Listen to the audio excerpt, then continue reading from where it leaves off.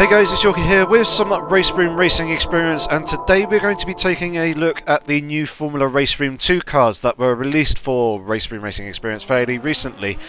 We're just going into a practice session at the moment, and I'll be talking over this and basically just giving you guys a little bit of an idea as to what these cars are all about. And then we've got a main race later on where I'll basically just shut up and let you guys enjoy the sounds of the cars and also the racing. But yeah, these are the first open wheel cars, I believe, that have come to RaceRoom Racing Experience, and to say the least, they've done a very good job with these. They're actually an awful lot of fun. They kind of drive how you expect. Like there, when I was just coming out of the pits, I had to put in a fairly large amount of steering lock to get the car through the corner. They don't have an overly huge amount of mechanical grip. I mean, they've got a fair bit, but like their turning circle's not fantastic.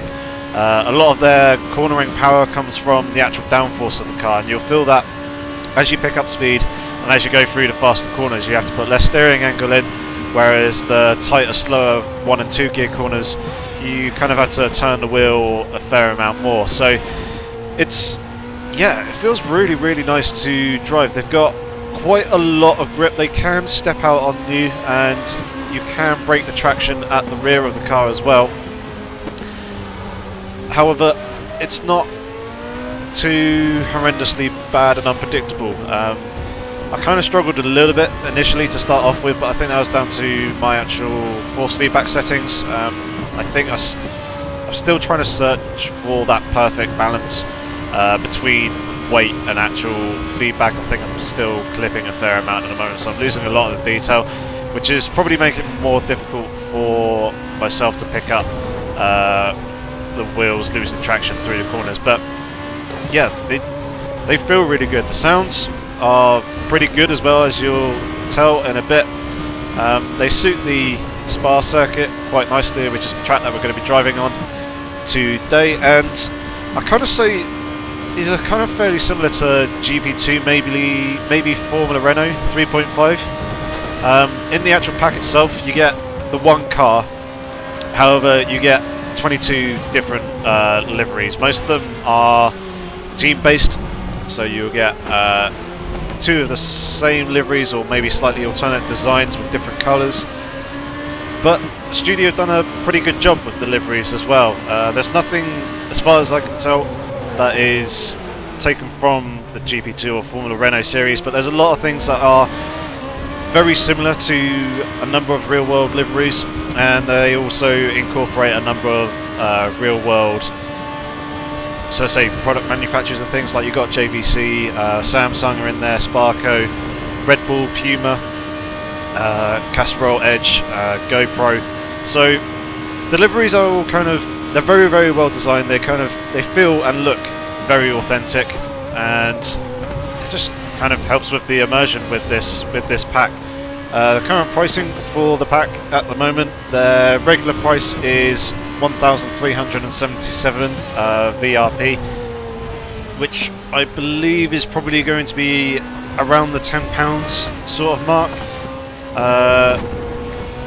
It's kind of okay, reasonably priced. Obviously it's fairly new content as well, so it'll probably go down over time. Also, you can pick it up on discount as well, relatively easily. They do a fair few sales throughout the year. But yeah, it's good.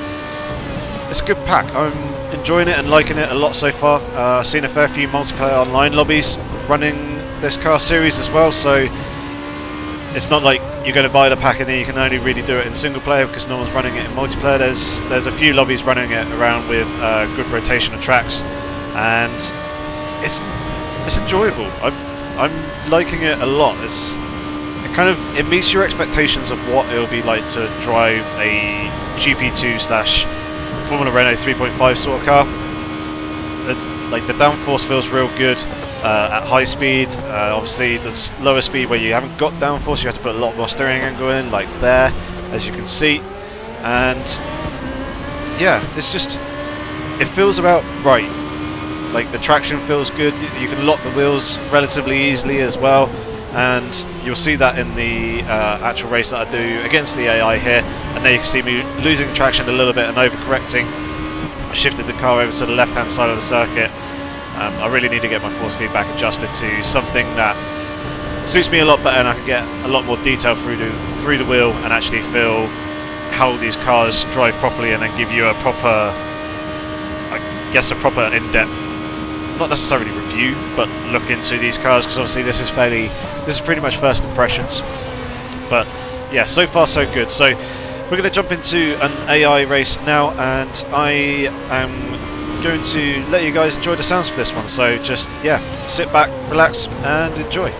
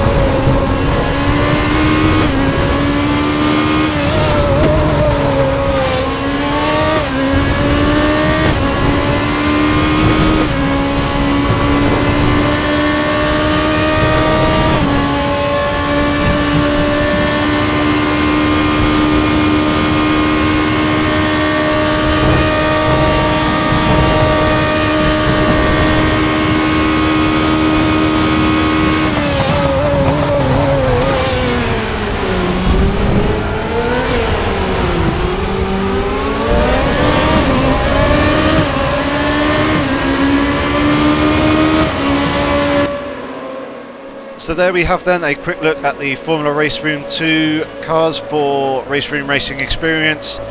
Please feel free to give the video a rating. If you have any comments or questions, feel free to leave them down in the comment section below. And of course, if you want to see more RaceRoom Racing Experience in the future, don't forget to subscribe to the channel because there will be more coming and you won't want to miss out.